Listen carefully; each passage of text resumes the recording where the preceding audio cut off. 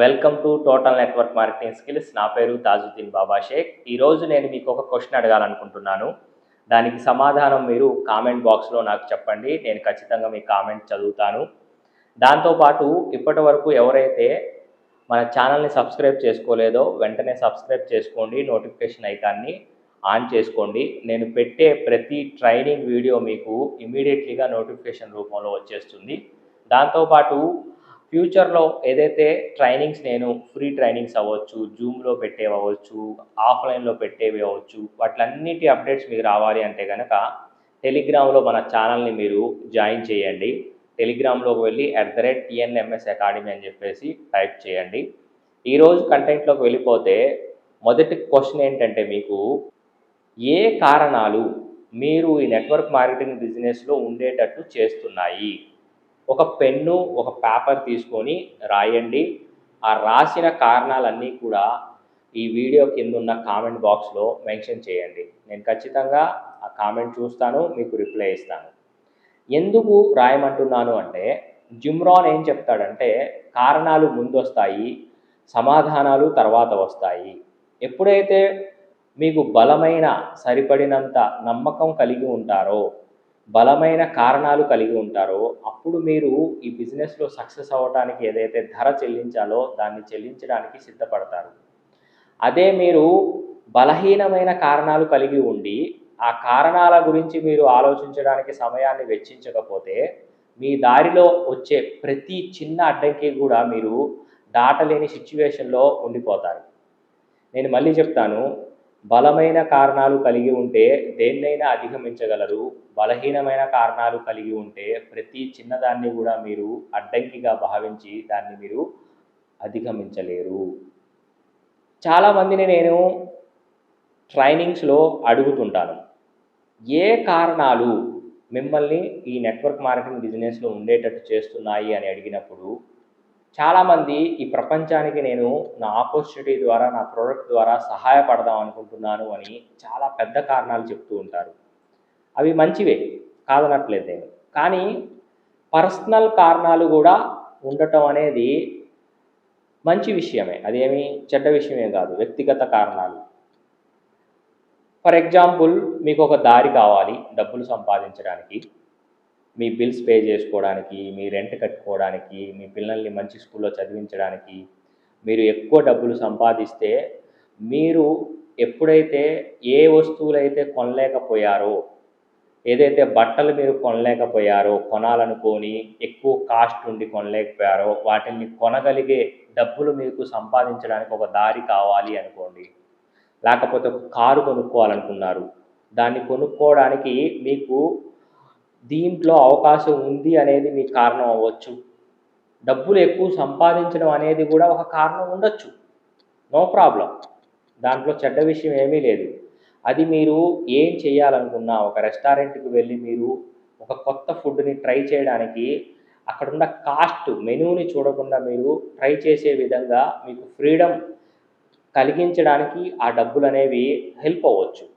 ఆ డబ్బులు రకరకాలుగా హెల్ప్ అవ్వచ్చు. మీకు వేరే ఫ్రెండ్స్కి, ఫ్యామిలీ మెంబర్స్కి మీరు హెల్ప్ చేయడానికి, వాళ్ళు ఏదైనా ప్రాబ్లమ్స్లో ఉంటే మీకు రకరకాలుగా మీకు ఎక్కువ డబ్బులు సంపాదించడం అనేది కారణం అయ్యి ఈ బిజినెస్లో మీరు ఉండటానికి కారణం అవ్వచ్చు, నో ప్రాబ్లం. ఇంకొక కారణం కూడా ఉంటుంది. కొంతమంది మిమ్మల్ని విమర్శించి ఉంటారు, మిమ్మల్ని తప్పుబట్టి ఉంటారు. నువ్వేంటి ఇది చేస్తున్నావు, నీ టాలెంట్ అంత ఉంచుకొని నువ్వు అంత చదివి అని చెప్పేసి మిమ్మల్ని విమర్శిస్తూ ఉంటారు. మీరు సక్సెస్ అయ్యి వాళ్ళని తప్పు అని మీరు నిరూపించడం కూడా కారణం అయి ఉండొచ్చు. ఓకే, మీరు సక్సెస్ అయిన తర్వాత మీ సక్సెస్ని వాళ్ళు ఒప్పుకుంటారా ఒప్పుకోరా అనేది తర్వాత సంగతి. ముందు విమర్శించి మీరు సక్సెస్ అయిన తర్వాత ఒప్పుకోవాలి అంటే చాలామంది ఒప్పుకోరు. అప్పుడు ఏమంటారంటే, ఏదో లక్కీగా సక్సెస్ అయ్యావులని చెప్పేసి అంటారు. నేను చాలా సార్లు చూసిన విషయం అన్నమాట బయట.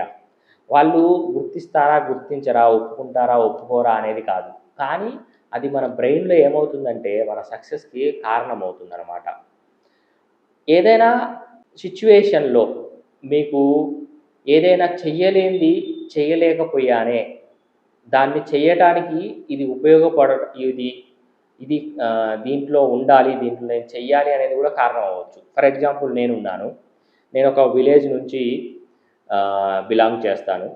ఒక విలేజ్‌లో ఎలా ఉంటుంది సిట్యుయేషన్ అనేది. నేను చిన్నప్పుడు స్కూల్‌లో వెకేషన్‌కి వెళ్తాను అంటే గనక, ఆ డబ్బులు కట్టడానికి నేను ఇంట్లో చెప్పినప్పుడు వాళ్ళేమన్నారు అంటే, "వెకేషన్ ఏమైనా తిండి పెడతదా? ఎందుకు డబ్బులు వేస్టు" అన్నారు. "వద్దు, మనకెందుకు అదంతా" అన్నారనమాట. నేనేదైనా కొందామన్నా గానీ, నేనేదైనా చేద్దామన్నా గానీ, మనం అది చేయలేము, మనం అది కొనలేము. ఇలాగేంటంటే చిన్నప్పటి నుంచి నో అది చేయలేము, నో అది మనం కట్టలేము, నో అది మనం కొనలేము. ఇలాగ నో, నో, నో, నో అనే విషయాన్ని నేను విని, విని అలిసిపోయి ఉన్నాననమాట. లేదు, నేను ప్రతి విషయానికి యెస్ అనాలి అనేది నా కెరియర్ స్టార్టింగ్‌లో ఒక కారణం.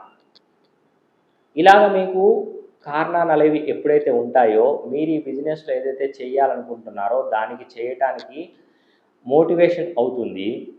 ఫర్ ఎగ్జాంపుల్, మీరు ఒక డిసప్పాయింట్‌లో ఉన్నారు, ఆందోళనలో ఉన్నారు, లేకపోతే ఒక సమస్యలో ఉన్నారు.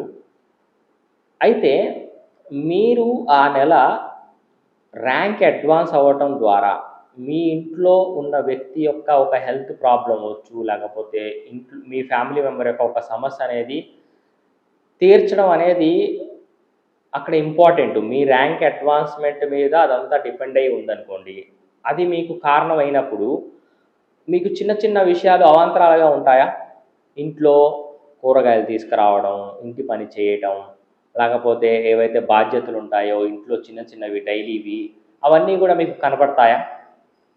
నేను ఈ నెల ర్యాంక్ అడ్వాన్స్ అవ్వకపోతే, ఈ వ్యక్తిని కాపాడలేను అనేది మీకు ఒక కారణం అయిందనుకోండి. అది మీరు ఏదైతే బిజినెస్‌లో చెయ్యాలో, ఎంతమందినైతే మీరు స్టేజ్ ఎక్కించి, రికగ్నైజేషన్ చేసి, వాళ్ళకి హెల్ప్ చేసి, వాళ్ళకి డబ్బులు సంపాదించేటట్టు చెయ్యాలో, ఎంతమందికైతే మీ ప్రొడక్ట్ ద్వారా హెల్ప్ చేయడానికి అవకాశం ఉందో, మీ ర్యాంక్ అడ్వాన్స్ అవ్వటానికి ఏవైతే పనులు చేయాలో వాటిలన్నిటికి కూడా ఇది కారణం అయితే ఎలా ఉంటుంది?